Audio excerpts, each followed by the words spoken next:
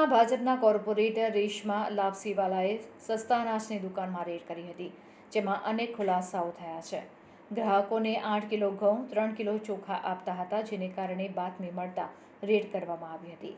વેપારી સરકારમાંથી ઓછું અનાજ આવે છે તેમ છેતરપિંડી કરતા હતા, ત્યારે સુરત કલેક્ટરના પુરવઠા અધિકારી દોડતા થયા હતા।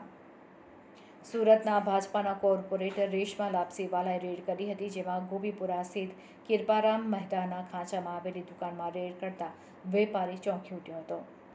સસ્તા અનાજની દુકાનવાળો ગ્રાહકોને ઓછું અનાજ આપતો હતો અને જેને લઈને ચેકિંગ કરવામાં આવ્યું છે, ત્યારે આ વેપારી ગ્રાહકોને સરકાર તરફથી મળવાપાત્ર જથ્થામાંથી જ કટકી કરતો હતો, ત્યારે સુરતના કોર્પોરેટરે રેડ કરતા વેપારીની પોલ ખુલ્લી પડી ગઈ હતી।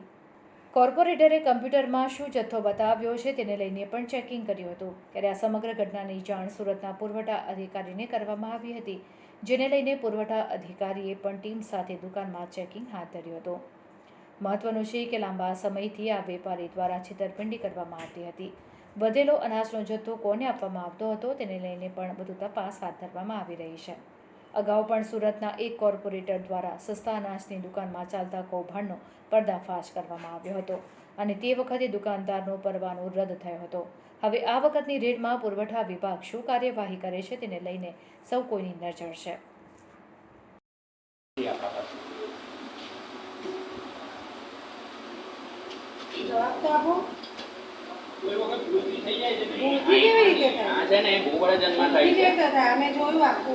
अलग अलग दर वक्त 8 किलो 4 किलो 8 किलो 4 किलो एवी रीते जो पहला तो 3 किलो ज અમારામાં લખાઈને આપતો હતો, પછી જે દિવસે આ ફરી પાછું બંધ કરાવેલું ને જાતે ચાલુ કરાવેલું ત્યારે પણ એમને પેલું જૂનું લખાણ અહીંયા લખી રાખતા, એના હિસાબે જ લોકો આપતા અને આવી રીતે પછી આમાં ક્યાં એપ્રિલ મહિનામાં ચાલુ થયું એ નથી, સપ્ટેમ્બરમાં ચાલુ થઈ ગયો છે જે આપવાનું છે આપવાનું છે। અમે ઓનલાઈન ઉપરથી કમ્પ્લેન કરીએ તો કે તમે કમ્પ્લેન કેમ કરો, તમે વ્યવસ્થિત જો અનાજ આપતા હોય તો અમને વાંધો નથી આવતો। કોઈ પણ વસ્તુ જો તમે ઉપરથી આપજો ને તો અમને લોકોને આ લોકો આપતા નહીં મળે। પહેલા મારા સાસુ હતા ત્યારે 20 કિલો ઘઉં હાલતા હતા, પછી ઓફ થયા ને ત્યારે બીજા જ મહિનાથી ડાયરેક્ટ 15 કિલો થઈ ગયા અમારા। હટાવો હટાવો 2 મિનિટ આ બેન, ગામનામાં 40 કિલો બતાવે પણ છતાંય એમને ખાલી 15 કિલો જ આપે। આપણે વેચાતી ખાંડ એવું નહીં થાય, 40 કિલો નો મેસેજ કેવી રીતે આવે ઉપરથી એ લોકો પર આવે, તમે કેવી રીતે આપો છો? એકવાની આમાં આપણા જેટલા પણ કસ્ટમર હશે ને બધા તમે મને નહીં સમજાવો। મારી વાત સાંભળો, એ લોકો પણ છે ને આ લોકો બધા વિરાગ સુંદરને હારી કમાની તો પણ એ હમણાં એ લોકો આવતું હોય તો ભલે જો કમાની હોય કે નહીં, સરકાર એ લોકોને આપે જ ને, તમારે તો નથી આપવાનું। સરકારે નામ લખ્યા ને એ લોકોને ઉપરથી આવે છે ને, હીરામાં જતા હોય કે ગમે તેમ આપણા નાથભાઈ છે ને મળે છે ને, મિયા ઓર્ડર નથી લઈ જતા ને એ છોડો, મુસ્લિમોને આપતા કરતા તો આપણે હિન્દુ ભાઈને આપેલું આવે ને। પણ કાકા અમારી કમાનીને તમને શું લાગે હોય કે મેં એમ કેવું છું, એ વસ્તુ તમે ગલત બોલો છો। અમને મેડમ છે ને તે અમને સરકાર બહુ ઓછું કમિશન આપે છે, તાકી પણ માલ બહુ ઓછો આવે। પણ એ તમારે સરકારની સાથે લડવાનું હોય ને, એ તમારે સરકાર સાથે લડવાનું હોય। અમારી કમાનીને તમારો ઓબ્જેક્શન આવે જ નહીં, પણ અમારી કમાનીને તમારો ઓબ્જેક્શન ઉઠાવાય જ નહીં। એ મહેનત કર્યો કેમ આગળ જઈને જ કરીએ છીએ, બાળ બચ્ચા માટે અમે કરીએ છીએ। કૃષ્ણાબેન આટલા વખતથી મારું તો 2023 માં પણ ચાલુ થયું, તમે કમ્પ્લેન કરો આપે કે નહીં આપે, અમારી કમાની એટલી બધી હોય ને તો અમે સરકારનું અનાજ શું કામ ખાઈએ, દુકાનનું કેમ નહીં ખાઈએ? સરકાર તમને જો ઓછું આપે તો તમારે ત્યાં આગળ જાણ કરવાની રહી। સરકારને તમારે બહુમલીમાં જાણ કરવાની ને। અહીંયા ટકે જો મેડમ આ એક બીજું વસ્તુ અહીંયા આગળ કે અમારા નામ આ લોકો જાતે કમી કરી નાખે અને બીજામાં લિંક કરી રાખેલા છે। ત્યાં ગઈ હું ગયા વખતે ગયેલો ને તો જલપાબેને તરત રિમૂવ કરી દીધા, મારું મારી બહેનનું એ બંનેનું આવી રીતે પાછળ આ લોકો નામ ને નંબર લખી રાખતા કે કોના કોનામાં લિંક કરેલું છે।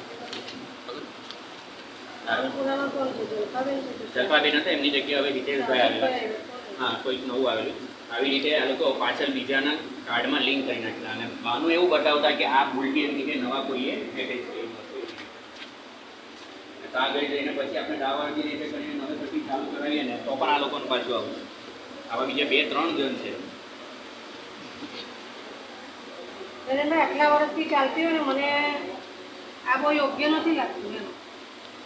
હું ખાલી આ તો વિઝિટ પર આવી, હું તો બધી જગ્યાએ વિઝિટ પર જતો, આ તો આવી તો મને ખબર પડી. બધી દુકાનમાં આવી જાય છે. કેમ આવી શકે છે? આ સરકાર કમિશન એટલું ઓછું આપે તો અમે શું કરીએ? તમે હમણાં કહેતા હતા કે કોઈક વાર એવું થાય ને હવે કેવું છે કે ભાઈ દર વખતે બધી દુકાનોમાં આવું ચાલે, એનો મતલબ કે તમે જાણી જોઈને આમાંથી આ કાપમેલ કરો જે છો. સરકાર કમિશન આપે તો 8,000 પછી મેસેજ એટલો આવવો જ નહીં જોઈએ ને, સરકારને શું ખબર પડે? જો આમાં હું લખેલું છે તો અહીંયા કેટલીક વખતનો તો આ બધું 70 ને 80 હજારની ગાડી લઈને આ મફત અનાજ લેવા આવે છે લોકો. કોણ માફક લેવાય? આ બધા લોકો પૈસાવાળા લોકો લઈ જાય તો છે કેન્સલ કરાય 70-80 હજાર વાળા આવતા હતા. પણ કેન્સલ નથી એમ કરતા. વાળાના કેમ કેન્સલ નથી થતા? નથી કરતા. 70-80 હજારની ગાડી તો નાનામાં નાનો માણસ આપે, ઝૂંપડામાં બેઠો પણ વાપરે હવે તો. ઉપરથી કેન્સલ થઈ જવું જોઈએ એવું હોય તો.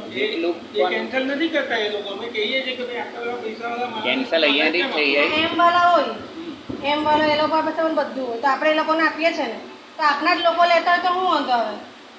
એ સરકારની મેટર છે, તમે હું તમે એમાં બોલો કે આ લોકોનું કેન્સલ થઈ તો તે ગયું? દુકાનવાળા છે કે નહીં આવું કરે. તમે હું તો બધી દુકાન પર જવાની છું, એક દુકાન પર નહીં, ફરીવાળામાં જાઓ કે બધે બધે બધામાં બધે જાઓ. જઈશું, બધે પણ સરકાર જેટલું આપતા હોય તેટલો અમારો લેવાનો અધિકાર છે ને કાકા. વસ્તુ એ તમારી છે પાસે હમણે સ્ટોક ઓછો આવ્યો તો તમે ઓછો સ્ટોક એની અંદર બતાવો, જેટલો આપ્યો છે તેટલો બતાવો. તમે 9-9 કિલો એક માંથી કહેશો, હવે આમનામાં તો સરકાર 40 અમને કિલો જેટલું આપે એટલો અમારો અધિકાર છે લેવાનો. 15 કિલો જેવું તમે કાપી નાખ્યો. હવે તમે બહાર વેચતા હોય તો અમને શું ખબર પડે? અને મેં તો 2 વખત માર્ક કરેલું છે, ઘંટીવાળા આવે ને એ લોકોને હાથે આમનો તાલમેલ ચાલતો હોય છે. ડાયરેક્ટ અહીંયાથી બધી બારોબાર જ બધો માલ સામાન વેચાઈ જાય. હાલો, હા બોલો.